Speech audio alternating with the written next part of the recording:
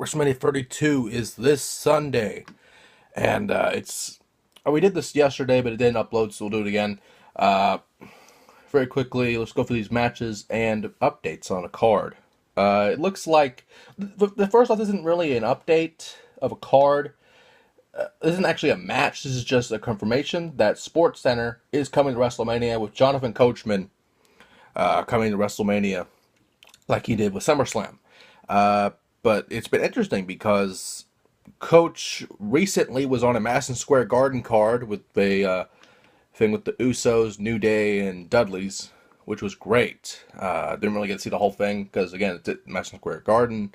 Those weren't really broadcasted at all or anything like that, but the clips I saw were great. With Coach being at WrestleMania, though, it's interesting because we saw him on Raw a couple nights ago. So I don't know if they're going to bring him in an on-screen capacity or he's just going to be like he was last year, interviewing superstars with SportsCenter throughout the day of WrestleMania. So that'd be interesting to see what happens. Next up, the match is now official. AJ Styles versus Chris Jericho.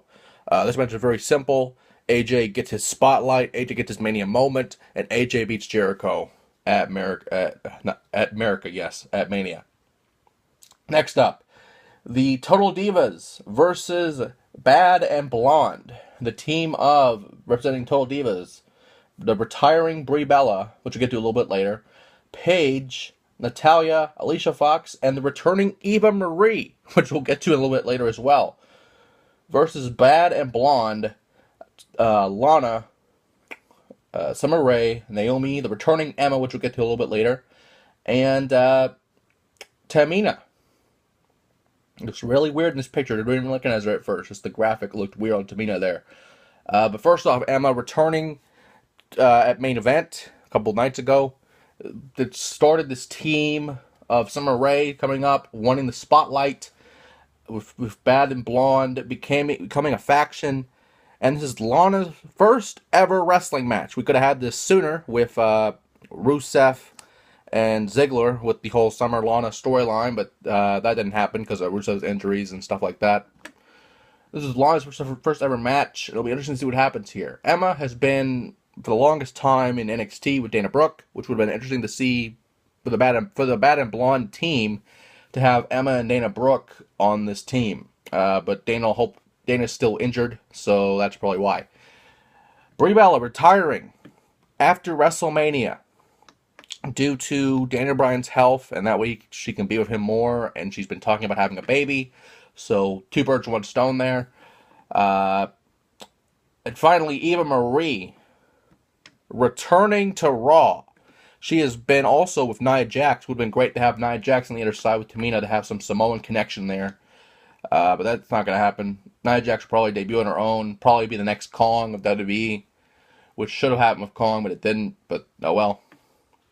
But I want to say this first. Eva Marie has probably the biggest heel reaction since Vicky Guerrero. But let's put it in this way. I don't think they were in Philly. They were in... Where were they at Raw? Either Philly or somewhere close to Philly. I want to say... No, I want to say Brooklyn. It was in Brooklyn. So, let's face facts here. Roman Reigns got outshined in the heel section by Eva Marie. Eva Marie got a bigger reaction, bigger boos. Like I like to call a standing boo instead of a standing ovation. It's a standing boo than Roman Reigns. Eva Marie has gotten bigger reactions since Vicky Guerrero back in the day. Eva Marie is WWE's top heel, whether they like it or not. And, it's interesting because WWE actually thought they were going to have a different reaction in Brooklyn than in NXT because they believe the NXT crowds rather, have a different opinion.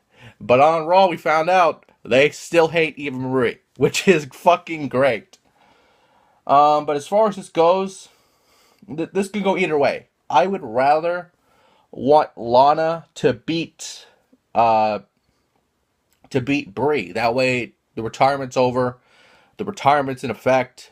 That way, you put someone over, pass the torch, whatever you want to call it. And Lana in her first match ever, gets a big win at WrestleMania. That'd be the perfect part for this for sure. Next, what do we got next? So we talked about that one, that one. The tag team titles are no longer on the line as New Day faces all 4 members of the League of Nations in a non-title match, which is stupid, in my opinion. This should have been for the tag titles.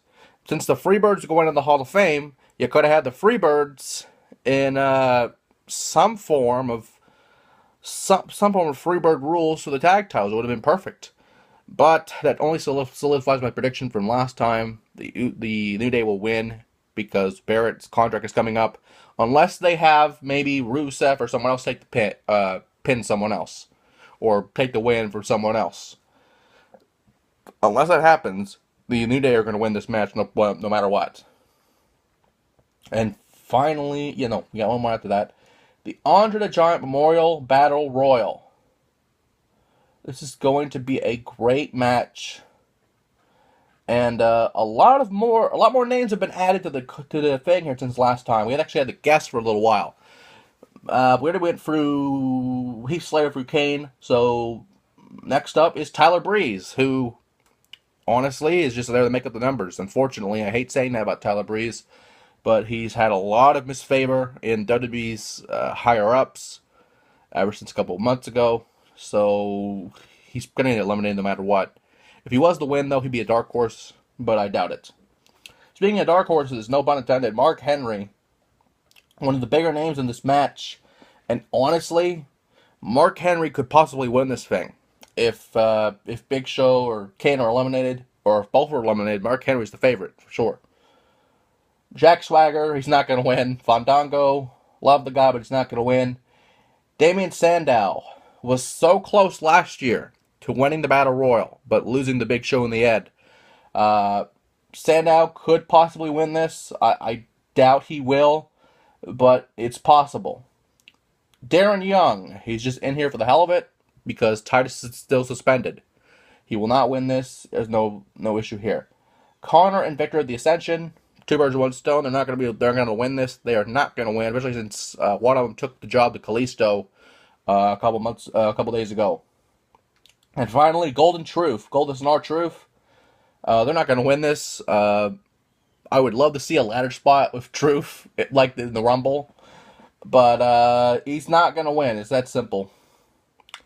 And they're still days away. They could add more names to this, but I would rather have someone like a Braun Strowman win this. It'd be interesting to keep that giant theme going there. But again, it's still days away. Anyone can enter this thing, so anyone can win this still.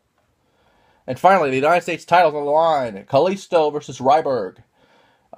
This is very simple. Kalisto just won the belt back from Alberto Del Rio a couple months ago. So he will not lose the belt. But I would not be surprised if they gave the belt to Ryberg. I would not be surprised at all. And with that being said, Mania is a couple days away this Sunday, where anything can still happen on this road to WrestleMania.